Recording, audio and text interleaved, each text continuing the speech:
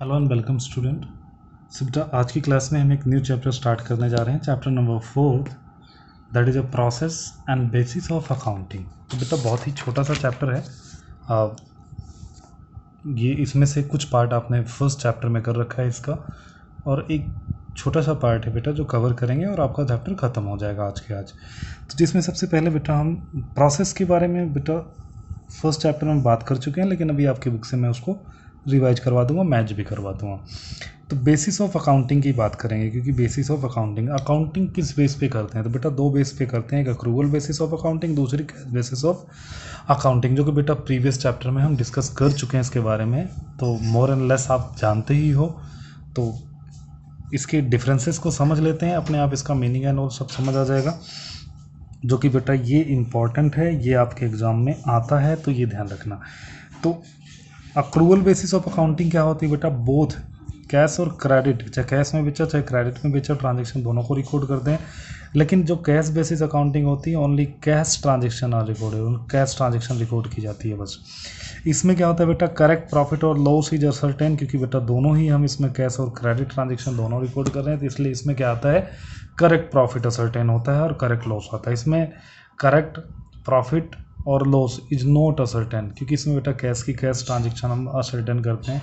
अब ट्रांजेक्शन तो ट्रांजेक्शन है बेटा, चाहे कैश में कीजिए चाहे क्रेडिट में कीजिए, तो दोनों ही अगर होंगी तभी करेक्ट होगा, नहीं तो करेक्ट प्रॉफिट नहीं आता। अक्रूवल को रिकॉग्नाइजेशन मिला हुआ है, accrual is recognised by the company act 2013।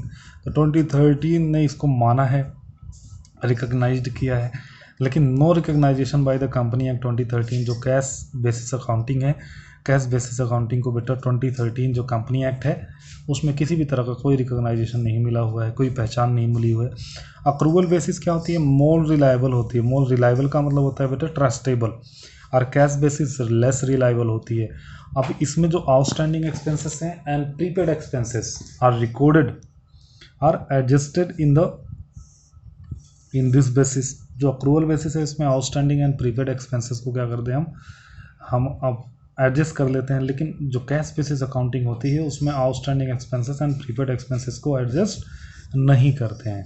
तो ये बात थी बेटा किसके बारे में? आपकी accrual basis and cash basis accounting में। अब मैं आपको मैच करवा देता हूँ जल्दी से आपकी बुक से ही, तो आपको समझ आ जाएगा है क्या। देखिए, process and bases of accounting, जिसमें बेटा प्रोसेस ऑफ अकाउंटिंग मैंने आपको पहले ही चैप्टर में करवा दिया था, ये बेटा आइडेंटिफिकेशन ऑफ ट्रांजेक्शन। तो आइडेंटिफिकेशन ऑफ ट्रांजेक्शन का मतलब कि आपको ये आइडेंटिफाई करना है कि बिजनेस ट्रांजेक्शन है या नहीं है। बिजनेस ट्रांजेक्शन है तो क्या वो मॉनेटरी में है? मॉनेटरी में है तो रिकॉर्ड कर लेंगे, नॉन मॉनेटरी है तो रिकॉर्ड नहीं करेंगे। उसके बाद prepare of the voucher. Voucher के बारे में कई बार मैं आपको बता चुका हूँ, voucher is a documents. On this basis हम क्या करते हैं बेटा? अकाउंटिंग जो हमारी एंट्रीज होती हैं उनको रिकॉर्ड करते हैं। सबसे पहले या आप सेल करोगे, परचेज करोगे, कोई भी ट्रांजेक्शन करोगे तो बेटा डेबिट या क्रेडिट आप बाउचर बनाते हो। मतलब कंपनी क्या कर लेती है, अपने नाम से बेटा एक डॉक्यूमेंट छपवा लेती है जिसको हम बाउचर बोलते हैं। जब कोई भी ट्रांजेक्शन होती है तो सबसे पहले बेटा बाउचर में उसकी रिकॉर्डिंग होती है, ठीक है। तो एक तरह का प्रूफ भी हो जाता है बाउचर।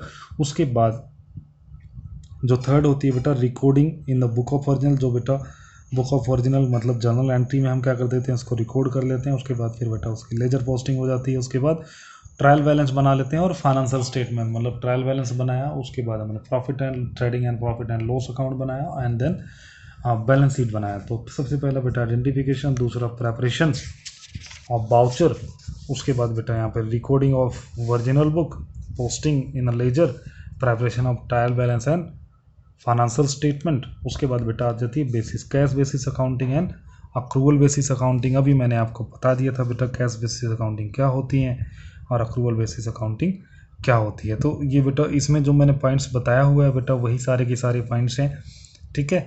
तो कुछ अलग पॉइंट्स नहीं है, अक्रूवल बेसिस में भी सेम वही पॉइंट है बेटा।